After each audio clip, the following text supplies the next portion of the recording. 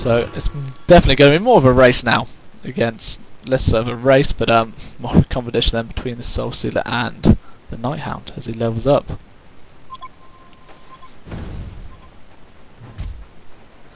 See a Mystic Vestments and a Glowstone then on Defiler at the moment. Nice items, just giving a boost. Obviously able to be made into items like Shaman's Headdress and whatnot. Pharaoh then has a Bolter Armband and will be going for that portal, puzzle box, not a border key, as I expected. Valkyrie has picked up a double damage at the moment up top, so obviously can easily give that to Nighthound once more. They are making a TP up top then, so could be looking for this push then once they have the double damage, or a gank into their forest. And it seems they will be doing it. Just going to be waiting for that goof from Pharaoh. Yeah, he's Hellfired straight away now. We'll see if he's going to try and spot one, and in he goes. Pharaoh's going to be silenced.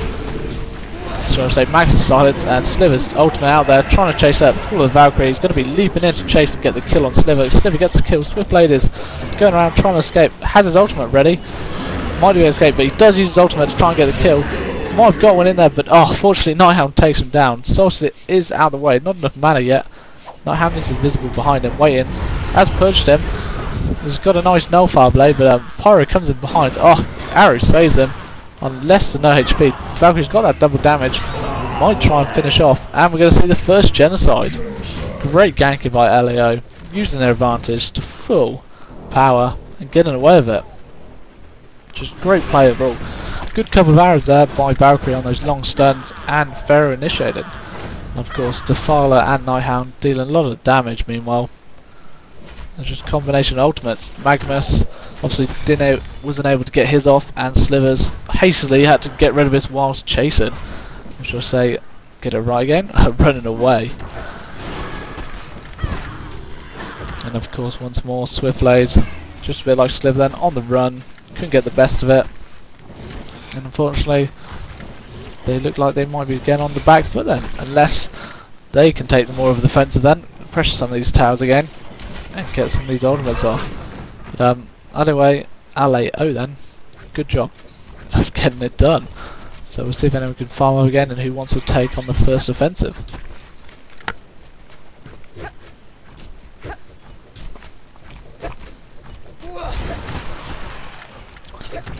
The whole of T7H here are really stacking up on Water Revelations and anti-stealth devices. See at least 5 being used, or 5 on heroes at the moment.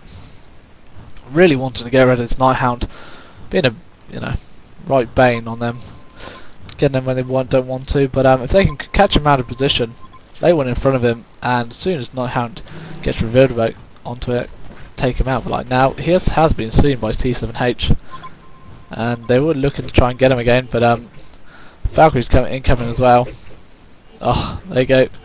So good play by LOO then. Obviously a bit unlucky there. Get the Water Revelation in the same place as their own, but you're obviously going to see T7H start putting them in greater places and looking to get a nice kill on Nighthound, get him out of the way, and focus on the rest of the team.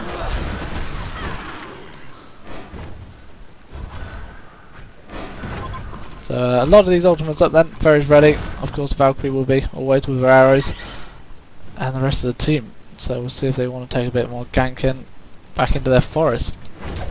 But Sliver has been warding quite nicely around there, obviously, to get the kill onto the creeps, using it as you'd expect to take the damage once he deals them out. But make a bit more pain, but Aleo are going to then just push this bottom tower. Could be done quite easily if they get it done quick enough, but there you go. He's activated the shield onto it. Magnus is waiting to the side, has to be careful with another Valkyrie arrow. TP's come in, looks like he's going to stun. Wow, well, Pharaoh comes in then, straight away onto Swiftblade, losing a lot of health, goes down straight away. Mag's still got a Plague Rider ultimate, bounces around. There you go, Magnus does pull the key then onto the Plague Rider, who doesn't get away. Stunned, not needed. Swiftblade uses his ultimate once more, takes him out. Valkyrie has got a bottled haste and should be able to escape. And once more, Defiler's trying to run away. Unfortunately, it's a massive combination of stuns and slows there, and it's going to be more than enough to get rid of her. But wow, Valkyrie tries to take him out there. Low health from Pyromancer Sliver, and leaps on cooldown. Call of the Valkyrie is ready. Still, just going to have to try and back out. Magnus is going to be able to do another stun in 3 seconds. Valkyrie's in big trouble here. Might be able to survive this one stun, but if Sliver follows up... Nope, not needed one bit. And Magnus gets it. So, heroic play then by Magnus to try and save Defiler. Unfortunately, didn't end up working. But Defiler now got a nice icon of the goddess. Obviously going for that sacrificial stone and just using that one mystic vestment for some of that magic armor protection. So definitely switching sides here then. Either side taking them more of the defensive. But good play there by t7h. Get the portals in, come to support, using some of these spells and abilities that you'd expect to really devastate LAO. LAO are relying on maybe picking off 1 or 2 heroes away whilst they're farming and then taking the offensive and pushing the tower, because when it comes to actual forefront, t7h just about tip the favour in terms of a big team fight. Sorcery was sitting at about 3,400 gold a moment ago, but it's now spent all left down to 423, so it'll be interesting to see if he's finally finished off. Yep, he has finished off his shrunken head. So that's going to help him massive in team fights. Obviously, going to be less likely to be disabled and just able to deal out that damage.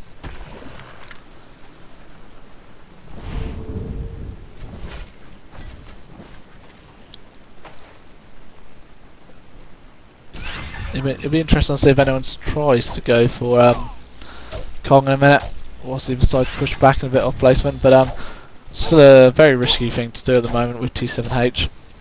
Obviously, Alio with Invisible Night Hound and just the potential to gank are going to be around. So obviously just going to try and go on the offensive a little bit, push back, maybe pick up 1 or 2 heroes, and if instead of going for a tower, they might turn back then and go for Kong.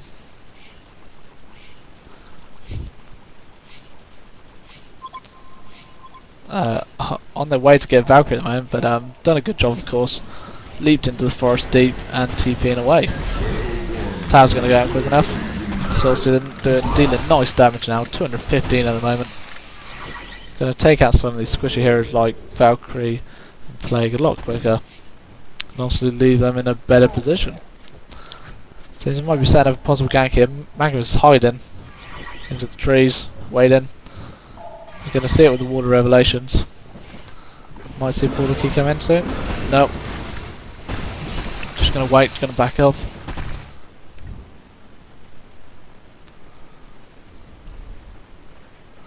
Waiting for the next waves to come along, see if they can clear them out and then put some pressure on this tower.